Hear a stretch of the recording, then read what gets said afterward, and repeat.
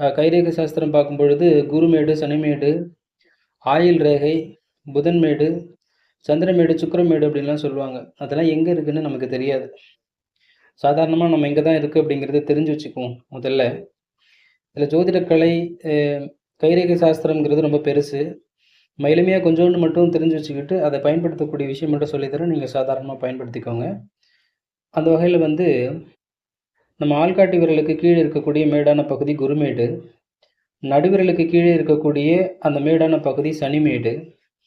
மோதிர விரலுக்கு கீழே இருக்கக்கூடிய அந்த மேடான பகுதி சூரியமேடு.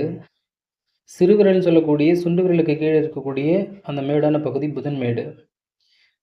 இதில வந்து நம்ம கைகளை மூடும் பொழுது இருக்கக்கூடிய அந்த 2 பிரிவுகளா பிரிக்கும் இல்லையா? இந்த பகுதி வந்து செவ்வாய் மேடு, இந்த பகுதியும் செவ்வாய்.